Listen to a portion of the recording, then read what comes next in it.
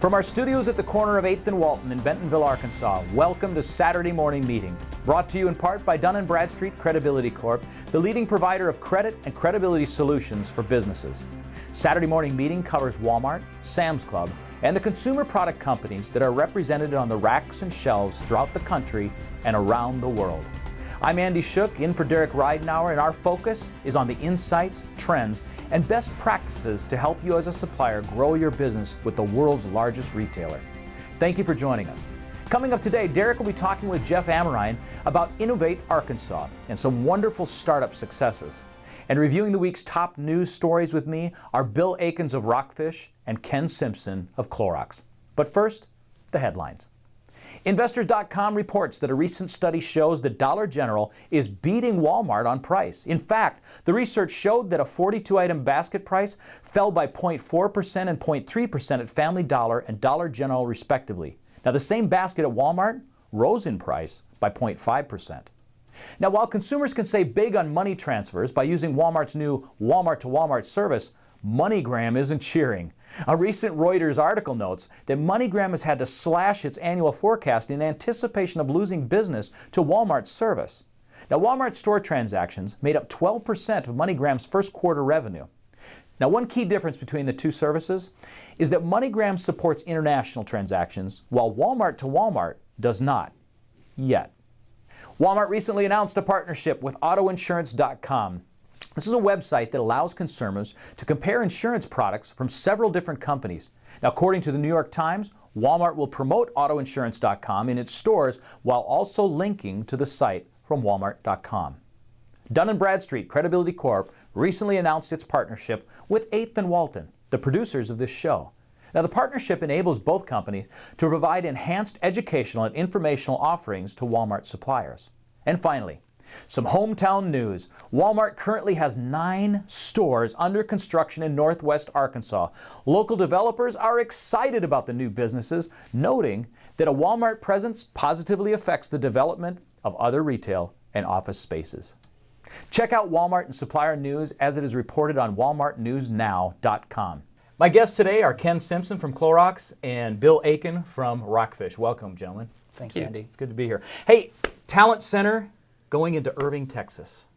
Walmart is going to be training cashiers, stockers, backroom clerks, and cart pushers. How's this new initiative going to work?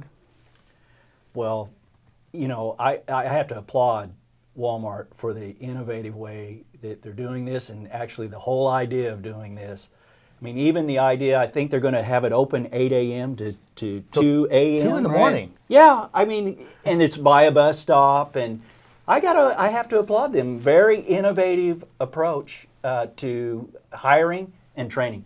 So they're going to hire and train, and is this for like everybody around the whole country? Well, for right now, I believe they're just starting in a concentrated market like Dallas. Okay. Like you have 100 plus stores all within a concentrated area there. That's why this is such a game changer. Is that finally you've got the ability to have accountability and consistency, across. I mean, it's the world's largest workforce. It's right. 2.1 million associates.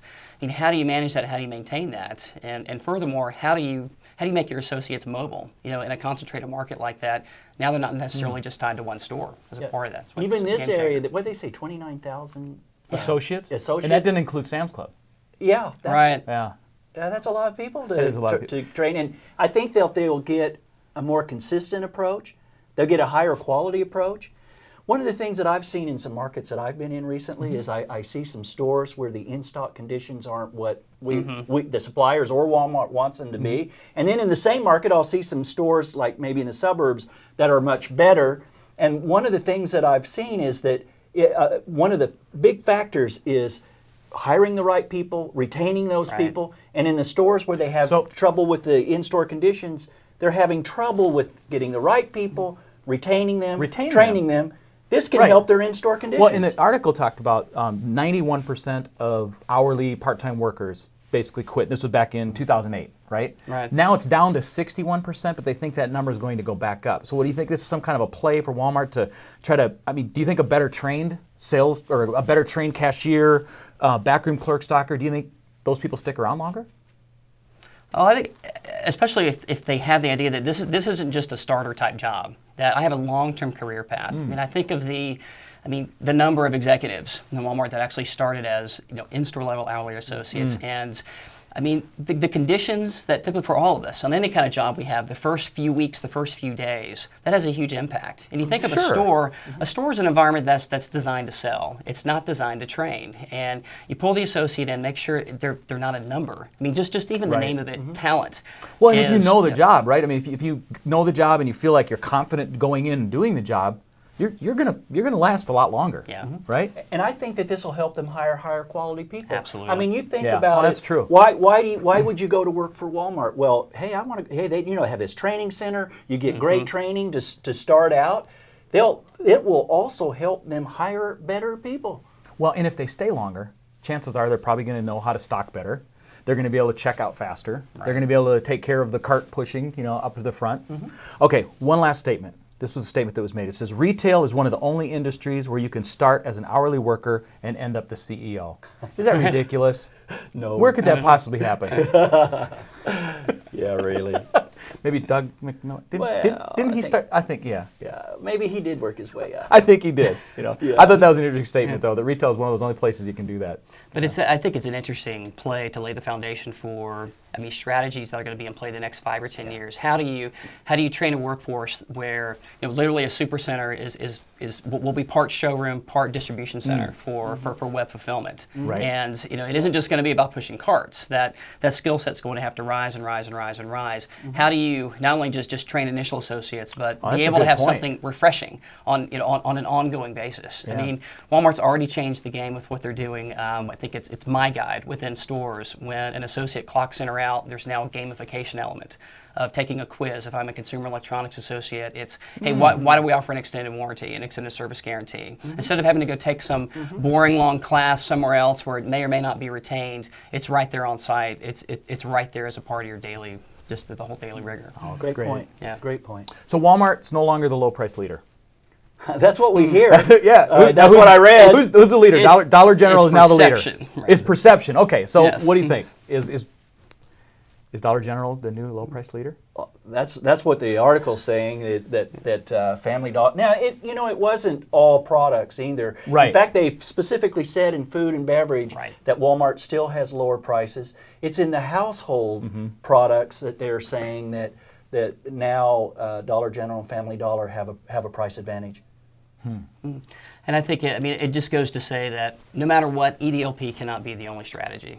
I think of all these other things coming out in the headlines this week with, the electronic money transfer, Walmart getting into that service, insurance, all of that, that it's not just about share of wallet anymore, retailers and those that are being really successful, it's about share of life and about making it, convenient. Obviously with the smaller formats coming out, is that it's an all-encompassing strategy. People don't go shopping anymore; they're always shopping. That's a good point. Well, especially with their handheld phones, with the internet, with everything else. You're right; they're shopping all the time. So, talk a little bit more about that. The insurance site, EDLP. They've got the auto insurance site that they just kind of started up and whatnot. What's Walmart going to become? I mean, last week they did the money transfers, and and they got into a whole wild oats was the other thing that they just got into. I mean, there's all kinds of things kind of happening with Walmart outside of what the norm would be, right? Yeah. Sales, merchandising, that type of thing. I have to applaud them too. I mean, they're always looking for opportunities. I mean, gosh, shouldn't we all be like that? You're looking for opportunities to make money. You're looking for opportunities to serve your customer. Where you see a gap, like with the wild oats, where you can reduce the prices and still give people what they want, like that's right into their wheelhouse. I did think it was interesting when I got up this morning. I was listening to TV, watching a little bit, and I saw they did the article about this, and they were polling people, should Walmart be in the car insurance business? And I was actually shocked. 80% at least of that poll at that point, people said they shouldn't, and I wondered, like, why? Why would they say that? Well, they're not actually getting into the auto insurance business. I think it's more of a marketing ploy that they're kind of working together with auto insurance and some of these other insurance companies, right? So it's not actually Walmart getting in. I mean, I guess, if they can find you a better deal, You can save money on your, why not? Right, but could you imagine sitting down with a Walmart clerk? Now, and if they're getting trained at the Talent Center, then maybe, and they can teach us all about auto insurance, that might be okay. Maybe that's kind of where the misperception came from. But, I mean, at the end of the day, convenience is king. I mean, look at, some of the leading online retailers, they're going to make it one-click shopping, in and out. Well, and it's interesting, too, because, a Walmart store has, you can go get your hair cut, you can get glasses, you can go get your oil changed. Now you might be able to buy auto insurance at the store. Hey, gentlemen, we're running out of time. Thank you so much for coming in this morning. We'll be right back.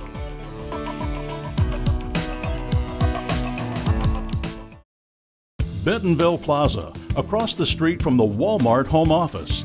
The best office location for businesses working with the world's largest retailer.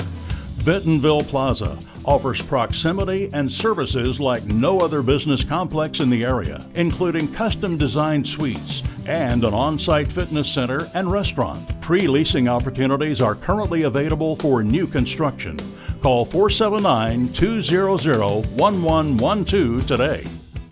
Discover our revolutionary lotion-infused body wash, New Dial Vitamin Boost, and wrap your skin in nourishing softness. For healthy, soft skin, people will notice. Dial. Healthier skin, healthier you. 8th and Walton, the premier destination for Walmart supplier education. When and where you want to learn.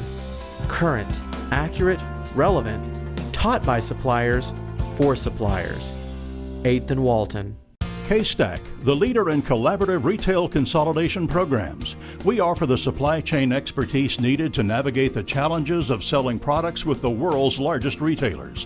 And we provide customers with a customizable, scalable, environmentally sustainable supply chain with the same advanced technology typically used by larger rivals. By leveling the playing field, K-Stack lowers distribution costs and increases overall margins. K-Stack, retail logistics is what we do. Safe water ensures good health and quality of life, and it's there when you need it in Northwest Arkansas thanks to Beaver Water District, a member of the American Water Works Association. Beaver Water District and its partners monitor and protect Beaver Lake, your drinking water source. Drinking Water Week is May 4th through the 10th. Let's all celebrate. Pour a glass of water and raise it on a toast to Beaver Lake. You drink it every day. For more information, visit bwdh2o.org. The biggest challenge of working with Walmart is they really expect everyone on the team to know their language, know their terminology, and know exactly how they do business. So that's where 8th and Walton really comes into play. It's the fastest way to get my team members up to speed. Their business model is suppliers teaching suppliers. So when you come to 8th and Walton, you can count on having very experienced trainers who understand how suppliers work within Walmart, and they take advantage of that and incorporate that into their curriculum.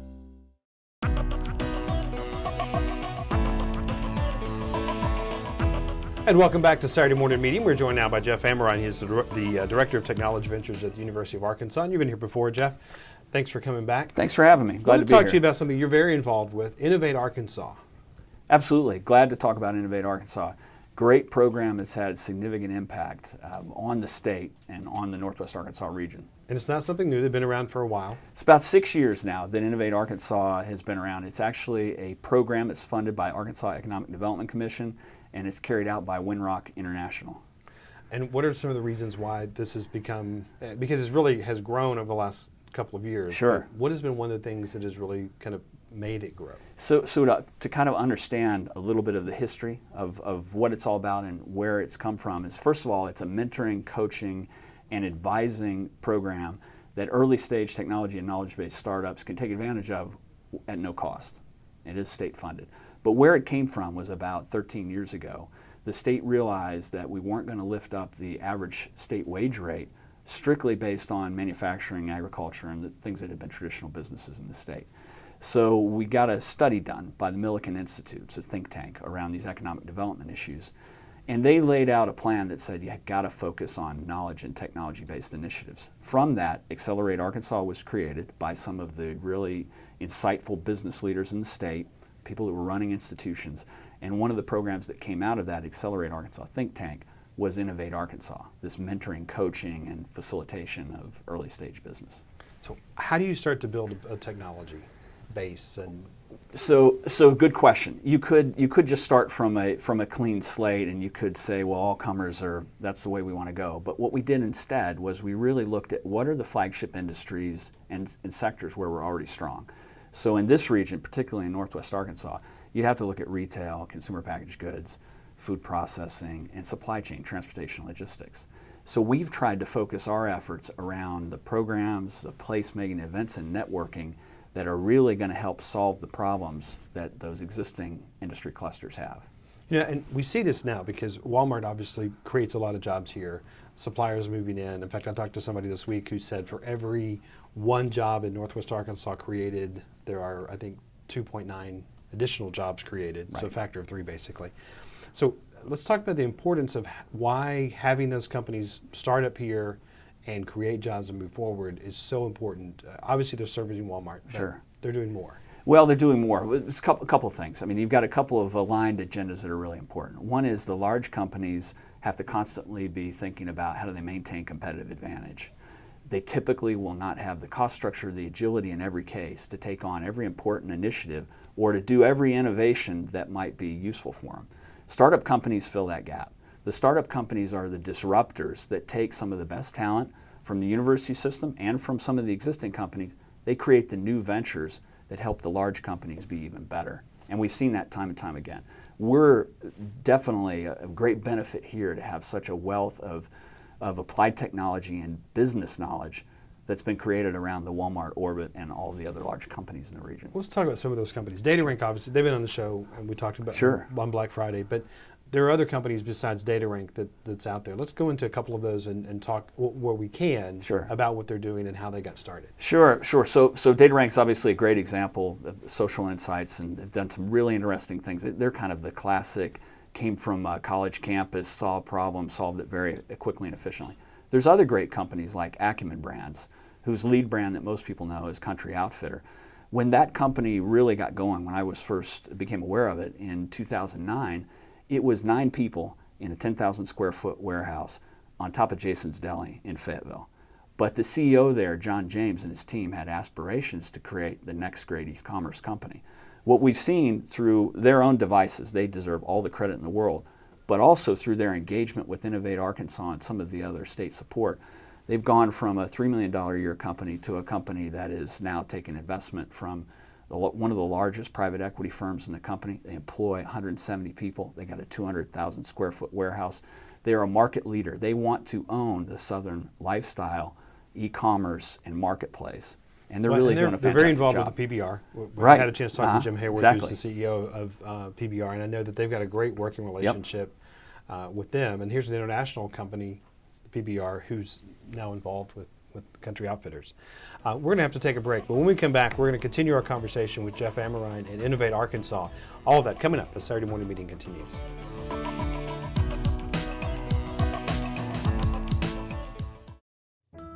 Imagine what it would be like if you knew the weather up to a year in advance.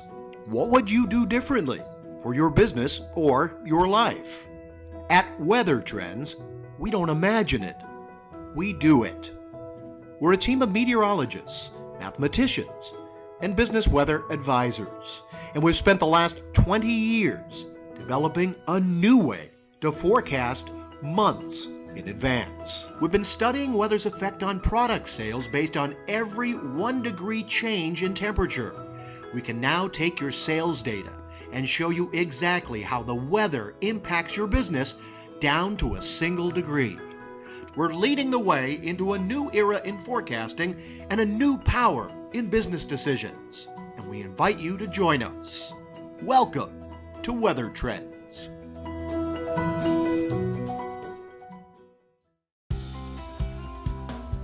I would recommend 8th and Walton to other suppliers because from my experience talking to other suppliers, they were even learning new ideas or just new and better business practices. Most people have little time for training, and so 8th and Walton is a perfect opportunity to send your new employees to understand the retailing system. And again, because trainers were suppliers, they know the how and the why, so they become very valuable very quickly. Beaver Lake serves as the drinking water source for 1 in 7 Arkansans. Did you know that your actions can impact the quality of water in Beaver Lake?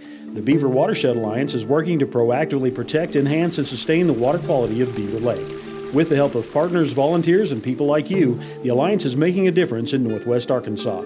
Please learn more about your role in preserving the water quality of the Beaver Watershed and about how you can get actively involved. Visit beaverwatershedalliance.org. Beaver Watershed, our environment, our health, our home.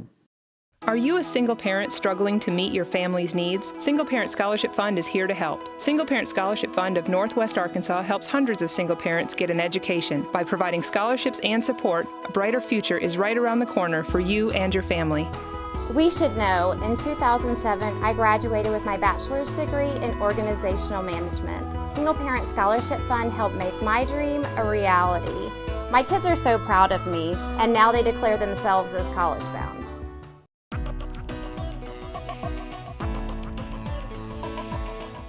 Welcome back to Saturday Morning Media. We are joined now by Jeff Amerine. He is the Director of Technology Ventures for the University of Arkansas. Kind of continue our conversation. Sure. Last segment we talked about DataRank and some of the companies, so small startup companies, Acumen brands as well. But there are a couple of others that are kind of gained some momentum. Movista, one of those. Let's talk a little bit about Movista and what they do. Yeah, absolutely. Really cool company led by two of the great emerging entrepreneurs in the area, Stan Zalowski and April Segerbrook. So my first exposure to Movista was when they were going through the graduate MBA entrepreneurship program led by Dr. Carol Reeves, who has obviously received a lot of accolades. Does a fantastic job in getting these companies rolling. What they do, they came from a consumer packaged goods retail background. They really understood some of the issues associated with efficient workflow on the part of third-party merchandisers. They built a great business plan. They competed well in these collegiate graduate level business plan competitions. They attracted angel investment. It wasn't just an academic exercise for them. This illustrates how the university programs can lead to really viable, scalable ventures. Since that time, they've gone from 2 founders to over 20 people. They're doing great work automating a lot of things that were previously on clipboards, were written, were manual, were highly inefficient. And it's another example of applying digital technology to solve the big problems within retail, manufacturing, consumer packaged goods. They've really done a great job. Let's talk about Red Clay. So Red Clay is another real interesting play where you had some transplants to the area who had ties to Silicon Valley. They came here because one of the principals was with a consumer packaged goods company. They had this idea of bringing efficiency in terms of the way that home products get designed using code creation or crowdsourcing. Okay. They were very successful in pulling together a fantastic team, a virtual team that basically had a footprint in many different areas in the country. What they'll do is they would go in for a particular brand and say, these are the 10 emerging or 15 emerging designers that have interesting designs related to the products that you want to create. They go through a whole process of selecting those best designs that should sell best. They also have a population of people that are potential buyers in consumers that are voting on which of those are best. It works extremely well. They've established a great reputation, and they're really doing some great work for some of the bigger players in retail and manufacturing. So let's talk about the customer cluster that's here. Sure. And why. We talked a little bit about it last segment, but why is it so important for a company who's starting up? Why is Northwest Arkansas kind of the perfect place for them to be? Well, to use an old military term, forgive me for that, it's a target-rich environment. So one of the things you always struggle with as a startup is finding out if anybody will pay for the product or service that you've created. The fact is you can get the decision makers, VP level, C level, director level, people here in all these large companies without a lot of difficulty. They're all right here. So that interaction and those relationships are really important. Now on the programmatic side, we try to influence some of that by having programs of placemaking where people can congregate, the events and the networking to draw them all together. We're trying to get a return on community and pull the people out of the large companies to be able to help mentor and coach the startups. Do you find that difficult? I mean, if I'm a supplier and I'm managing a category, I'm managing the whole business for Walmart. Yeah. Do you find it difficult trying to get them to come out and listen to an early stage startup who may very well be like Ryan Frazier, just right out of college at DataRank? Is that difficult? Well, two things. I think it's always about a value justification. Those people, their time is at a premium, and time is probably the one resource that they don't have enough of. So you've got to propose things that are going to be truly valuable to them. And that's where we go back to. If you spend the time helping build this next great group of startups, it's going to be a central component of your competitive advantage. They're going to help you solve problems that you likely can't solve yourself because of resource constraints, capital constraints, whatever the case may be. What are some other kind of attributes of Northwest Arkansas that you see that are really kind of fostering and encouraging the startup mentality? Well, the one thing is there's this history of entrepreneurship in the face of unbelievable odds. J.B. Hunt should never have been able to build the great business he built. Same for Sam Walton. Everybody thought he was really foolish when he had his initial strategy about going to regions of less than 50,000 people to sell everyday low prices. And Tyson delivering chickens on the back of a truck. Precisely. All of those things happened without any support, just based on the will and tenacity of the founders. So we're buoyed by that. There's something in the DNA here that says we don't mind being the underdog because we're going to show the rest of the world what we can do. I think the entrepreneurs in this next generation sees that. They internalize that. And more than that, there's something also in the environment around here where those that have already been successful want to help the next generation do well. So it's not one of these things where there's a lot of competitive or proprietary concerns over someone stealing your idea. People are willing to engage and help the other person out. That's important. And we're about out of time, so real quick, as a supplier, why do I need to care about this? Well, again, as a supplier, I think there's all sorts of opportunities for personal enrichment, but from a business standpoint, I think you are planting the seeds in potential companies that may be acquisition targets in the future or for sure going to be providing services and products that are going to make your companies more competitive. That's the biggest call to action, I would say. Jeff Amerine, Director of Technology Ventures at the University of Arkansas. Join us next week because when Jeff comes back next week, we're going to talk about some ways that you can get involved and help foster some of these early startups. Saturday morning meeting, we'll be right back.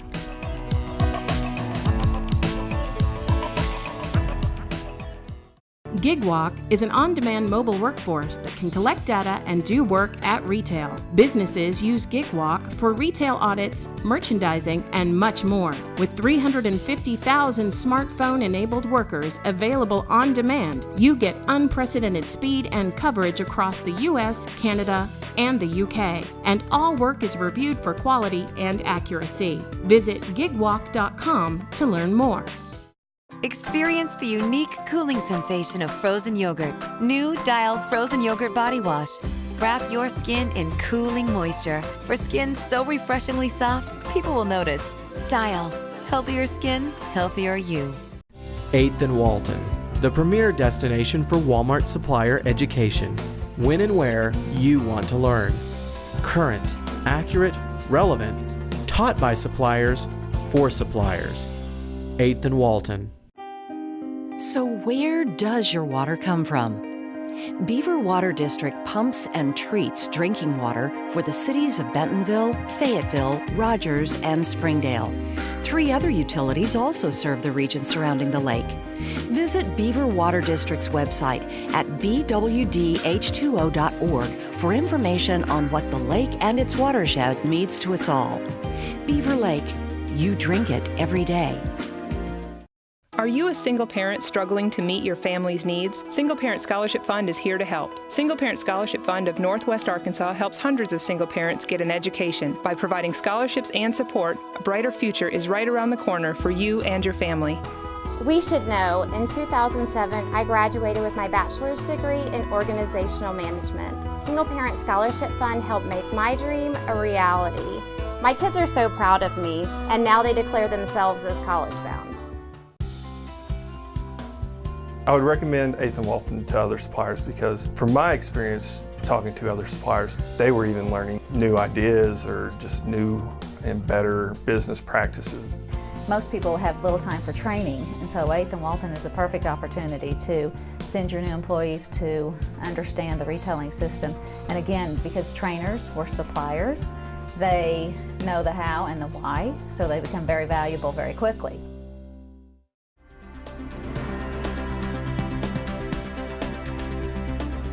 We appreciate your taking time to join us. Now, if you have questions or comments, we'd love to hear from you. Next week, Jeff Amerine returns to talk about the ARC Challenge and resources for young companies. I'm Andy Schuch for Derek Ridenoure, and from all of us at Saturday Morning Meeting, thank you for watching. And please join us for the next Saturday Morning Meeting.